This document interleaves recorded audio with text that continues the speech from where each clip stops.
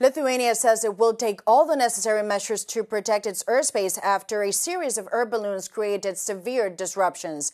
The incident follows drone incursions into Romania, Denmark, Poland, and Estonia, all of which is putting the European Union on high alert. Joining us now is Lithuania's Foreign Minister, Kęstutis Budrys. Sir, thank you so much for joining us on Euronews. Now, the obvious question is, was this an incident or is this the start of something perhaps more sinister, a hybrid threat? We stopped treating it as the incident. There are too many of those, and the Belarusian regime is in full control of the situation on their side of the border. In purpose, they would see the situation different, and they would be interested in changing it. They have all the tools, and they do, as the minimum, nothing. And we were, as Lithuania, threatened very directly by Lukashenko that he will use cross-border crime as the tool to put the pressure on us. And this is another case that he is using it. That was illegal migration. Now it is the meteorological balloons. And can we ask you, of course, the government has said that it will shoot them down, that it would also consult with NATO and European allies. But I wonder, when it comes specifically to the balloons, do you know what's in it? Did you have time to assess them? And what's the conclusion so far? They are big meteorological balloons that are filled up with different gas, and the size of the cargo on it is up to 30, 40 kilograms. So this is a huge object in the sky. And the thing is, when they are letting them out from Belarus, and because of the wind, it goes into our airspace and it disrupts our civil aviation. So already last week, more than 100 flights were disrupted. They were reorganized or rerouted to alternative airports, and there were more than 10,000 of passengers that felt the consequences of it. And of course, it goes with another collateral damage that is done by these activities. So we know what is in there. Basically, those are the cigarettes, but the very substances of the less matter than about the carriage, the very system, the meteorological balloons in themselves. And can I ask you, you have said that when European leaders stayed together, dictators back down. Obviously, that's a reference to Lukashenko. Just very simply, do you want to see more sanctions in Belarus, and are you going to get them? Yes, we want to see not only solidarity, that we're really thankful, and for the same political assessment of the situation, that it is the hybrid attack against one of the EU member states, and we want the sanction regime to be strengthened against Belarus. As the first step, we have to put additional criteria for sanctions. That's the hybrid activities against the EU. We haven't done it yet. It is for Russia, but not for Belarus. And then we should go through the sectors. And one of those sectors is aviation, for example. That is not yet sanctioned. And of course, all the other financial institutions. Belarusian regime has to feel consequences for the activities that they do. And it's our obligation to respond. And sir, obviously you talked about Lukashenko and Belarus, but I have to wonder, is Russia in some way connected? Because you yourself, you've talked about this very deep connection between the two of them. And in a way, Belarus has taken orders from Russia, certainly when it comes to Ukraine. So do you see a connection? And ultimately, do you believe this is a Russian strategy to create chaos in the European air traffic?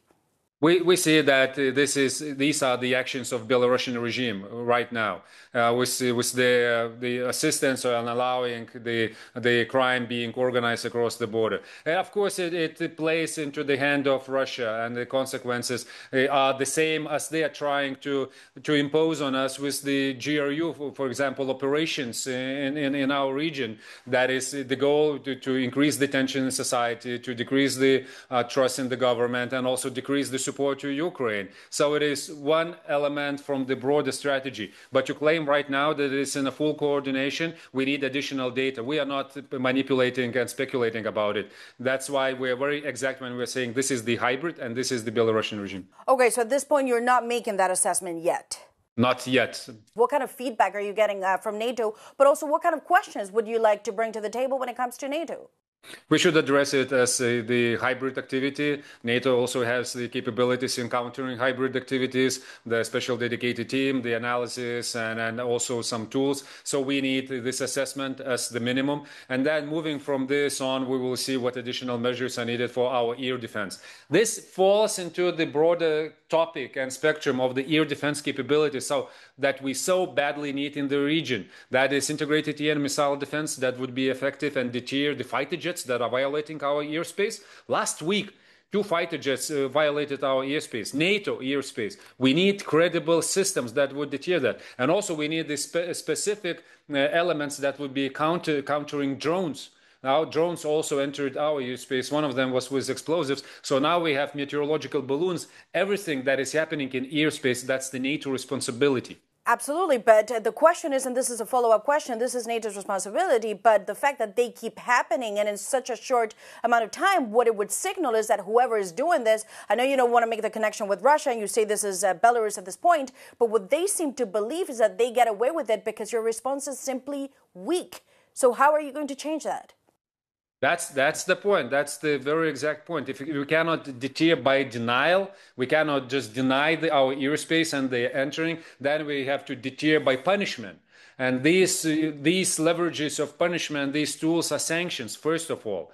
And the very exact and strong message, it is not allowed. And you will suffer damage for it, for what you're doing, because you are causing damage on our side. So this is how it has to work. And till the point when they would stop these activities. We have very good examples how we manage the situation, for example, with disrupting the critical infrastructure in the Baltic Sea, or with the drones activity. It dramatically dropped. There are no drones now entering our airspace after the Eastern Century operation was launched by NATO. So same with the air balloons. We have to put measures that would work for Belarus. And this is pressure, nothing else. And if you put them forward, however, do you believe there could be any form of retaliation from Belarus, or we're going to enter now a permanent period of escalation? I think that they would review what they're doing.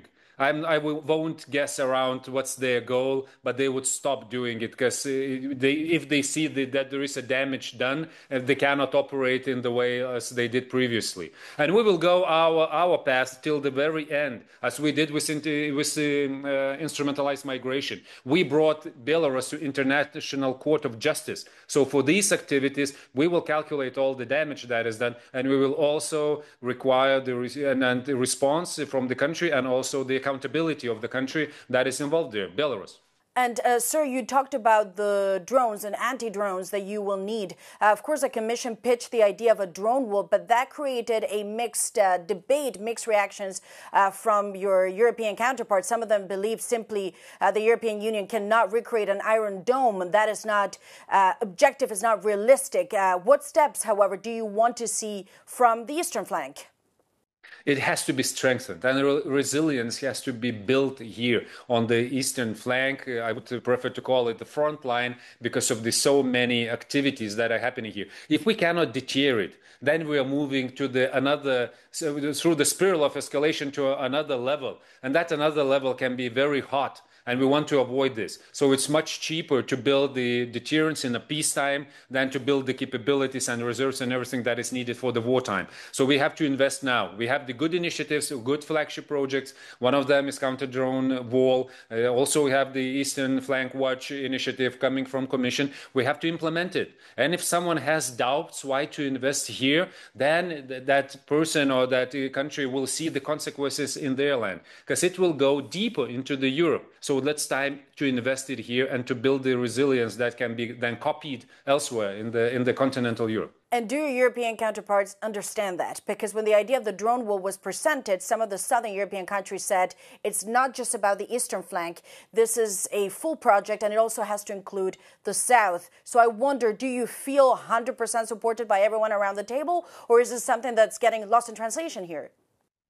I get more and more support and understanding about it, and also solidarity with the very recent activities with the violation of the airspace. And I fully agree that it has to be 360 approach, and we have to address all the security challenges that are in front of us. But right now, an immediate challenge, an immediate threat is the airspace violation on the eastern front line. So let's address that. We need same capabilities elsewhere. I'm in support of this. And I truly believe that EU has to step up and put the money where the problems are, because we are not only the economic union. We are also a geopolitical actor with a very, very difficult neighborhood. And you talk about the money on the table. Lithuania is one of the biggest spenders when it comes to defense as a percentage of GDP. I also know you had very difficult budget negotiations. So the question that comes up every time is, should the European Union at this point present a plan for joint debt for defense? This was done in the pandemic. COVID was seen as an existential threat. Is defense not an existential threat for the European Union? Yes, we are reviewing our taxes, we are increasing spending, we are also borrowing, we are using the safe mechanism, European Union. If we will see that there are additional instruments needed, like joint debt also for investments, that's the way to go. What else is more important than security right now? Everything else is unimportant if we cannot provide security to our citizens. And sir, I want to ask you just on this point a very final question, because there's obviously an aspect that is really about money. When it comes to Ukraine, it's now clear that Russia should pay for the damage and not the European taxpayer. All the European leaders agreed on that last week in Brussels. But there is still a question as to how to structure this reparations loan. What is your preference and what would you like to see? I heard all the arguments and all the considerations about the risks related to it, economic and financial. I was very open and addressed them all. And the conclusion was from our experts, from the legal experts, from financial experts, that we can deal with it. European Union has the instrument. The European Central Bank has the instruments and credibility and respect in international market to deal with the stability of euro. And now when we have this additional model and an additional way how to organize it through loan that would be used as the guarantee for reparation, this is even more gentle way how to implement it and reduce the risk on the individual member state, be it Belgium, and it also puts the shared burden and for the managing the risk on the all other member states, and we are ready to do this. We are ready to share this responsibility, and let's go for it. Because otherwise, actually, I do not see many alternatives here. Minister, thank you so much for your time, and thank you for joining us on Euronews. Thank you for having me.